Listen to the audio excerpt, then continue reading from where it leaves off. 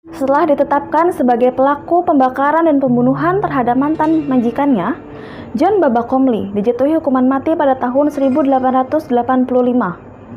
John Lee yang tetap bertahan pada ketidakbersalahannya berdiri di bawah tiang gantung dengan tali yang sudah disiapkan untuk hukuman matinya.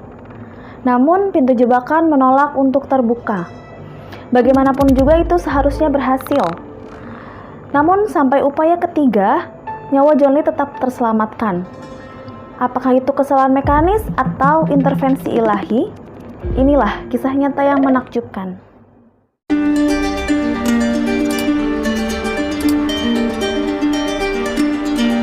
Hai teman-teman semua, perkenalkan nama aku Ayunda Miftahul Janah. Jadi kesempatan kali ini aku akan menceritakan sedikit kisah dari seseorang yang selamat dari hukuman mati. Stay tune ya guys.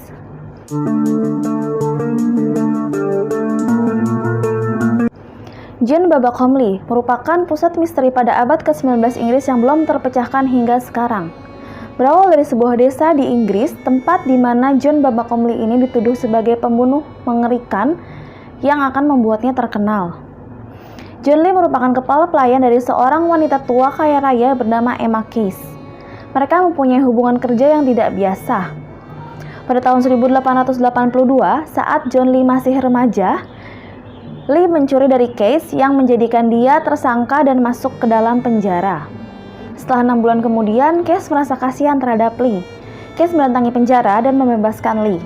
Kemudian, Case menjadikan Lee kembali menjadi pelayannya. Bertahun-tahun kemudian, Case berencana ingin menjual rumahnya tersebut, tempat di mana si Lee ini bekerja. Mendengar hal tersebut, si Lee ini merasa ketakutan akan pekerjaannya yang terancam. Dan akhirnya Lee mengecam keras si Case ini. Case yang tidak terima menghukum Lee dengan cara memotong gajinya dengan cukup signifikan. Karena masalah finansial yang terjadi pada Lee, tunangan Lee membatalkan pernikahan mereka yang membuat Lee semakin marah. Lee mendatangi saudara tirinya untuk menceritakan kejadian yang dia alami. Dia juga mengatakan akan membalas dendam dan akan membuat tempat itu menjadi abu. Pada tanggal 15 November 1884, di mana Lee berusia 20 tahun, pihak otoritas berlomba-lomba datang ke kediaman Case yang terbakar. Mereka menemukan tubuh Case yang hampir terpenggal dan sebagian terbakar. Mereka menduga itu merupakan kejahatan berdasarkan dendam dan pelaku mencoba menghancurkan barang bukti. John Lee yang merupakan kepala pelayan dibawa ke persidangan. Selama persidangan, Lee tetap tenang. Dia juga bahkan mengatakan, "Saya percaya pada Tuhan dan Tuhan tahu saya tidak bersalah." Pada tanggal 23 Februari 1885, 3 bulan setelah kejadian mengerikan di kediaman Case, John Lee ditetapkan sebagai tersangka dan dijatuhi hukuman mati. John Lee yang sudah dibawa oleh penjaga berdiri di bawah tiang gantung dengan leher sudah diikat. Para penjaga akan mulai melakukan eksekusi mati pada Lee. Penjaga menarik tuas kuncian untuk membuka pintu jebakan, tetapi pintu jebakan tidak kunjung terbuka, seperti ada yang tersangkut. Kemudian penjaga melakukan tes, jadi Lee disingkirin dulu dan berhasil. Pintu jebakan terbuka. Kemudian Lee dikembalikan lagi ke bawah tiang gantung dan tetap tersangkut pintu jebakannya, hingga upaya yang ketiga kali nyawa Lee terselamatkan. Para pejabat menganggap melanggar hukum jika mereka melakukan untuk keempat kalinya. Dan mereka juga sudah mendengar bisikan-bisikan pada penonton yang mengatakan mereka sedang menyaksikan campur tangan ilahi. Oleh karena itu, Lee dikembalikan lagi ke dalam selnya.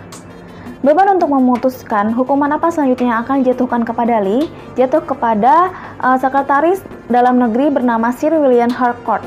Mencoba eksekusi keempat tampaknya tidak sportif bagi sebagian besar orang. Jadi, Sir William Harcourt merubah hukuman Lee menjadi hukuman penjara seumur hidup dengan syarat tidak akan pernah dibebaskan. Kisah John Lee ini mulai terdengar di telinga orang-orang. Mereka menganggap John Lee ini akan diselamatkan oleh Tuhan dan dia sudah cukup disiksa dan harus diselamatkan.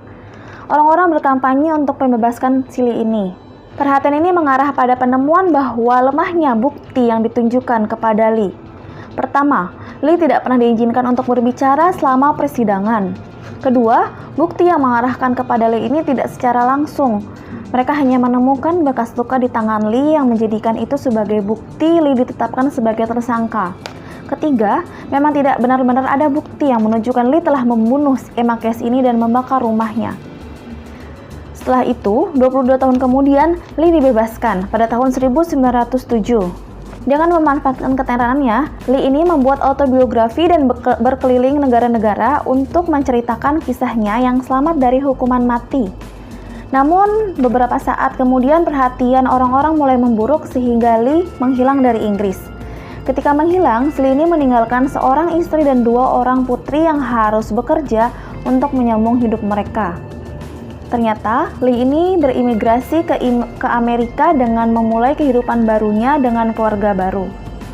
Selama bertahun-tahun, kisahnya telah digambarkan dalam film, televisi, bahkan opera folk rock. Lebih dari 1 abad berlalu semenjak pembunuhan mengerikan Emma Case. Apakah itu di tangan John Lee atau tidak? Dan apakah intervensi ilahi yang menyelamatkan Lee dalam eksekusi matinya atau tidak? Sudah pasti itu akan tetap menjadi misteri hingga sekarang.